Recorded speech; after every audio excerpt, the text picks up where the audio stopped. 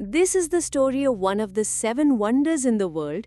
It is known for its marble mausoleum in Agra, India, built by Mughal Emperor Shah Jahan in memory of his wife. This is what it is described as. But is this really the truth, or are we hiding something behind this? Let's deep dive to explore Taj Mahal, once called Tejo Mahal. The whispers began subtly, then grew into a chorus championed by researchers like P.N. Oak. They dared to question the established narrative, suggesting that the Taj Mahal wasn't born from Shah Jahan's sorrow, but merely repurposed by it. Their audacious claim that this magnificent edifice was in fact a pre-existing Hindu temple palace, a sacred shrine known as Tejo Mahalaya, dedicated to Lord Shiva. Imagine, if you will, a different scene. Long before Mumtaz Mahal drew her last breath, a grand structure already stood on the banks of the Yamuna. European travelers like Peter Mundy and Jean-Baptiste Tavernier, who journeyed through Agra both before and during Shah Jahan's reign, hinted at its existence. Their account spoke of a splendid building already present at the site long before the emperor conceived of his grand tomb.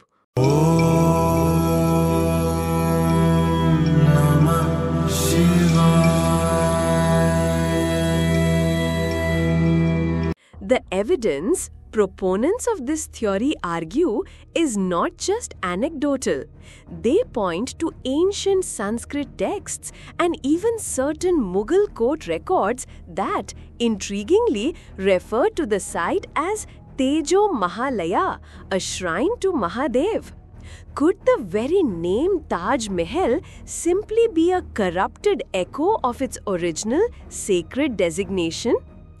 Delve deeper into the architecture and the plot thickens.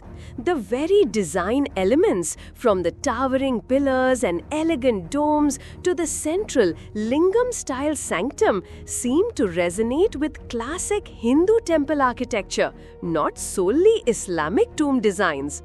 The building's octagonal layout and its upward symmetry, in particular, are cited as reflections of Vedic geometry, a stark contrast to typical Islamic tomb motifs. Step inside, and the clues continue to emerge. Researchers claim to have identified Trishul motifs, Lord Shiva's trident, lotus patterns, and even secretly sealed rooms within the structure. Elements that they contend are undeniable hallmarks of Hindu origin, repurposed or concealed during its conversion.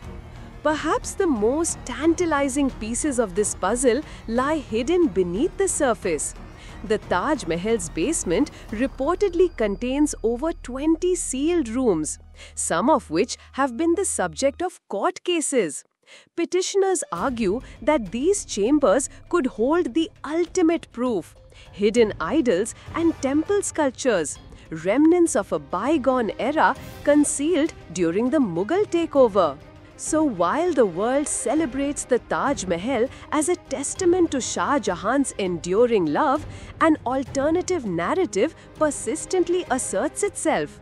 It suggests that this iconic monument, rather than being solely a product of Mughal artistry, is a sacred beacon of Sanatan Dharma, subtly refashioned by conquerors, yet still resonating with the divine luminescence of Mahadev within its very walls.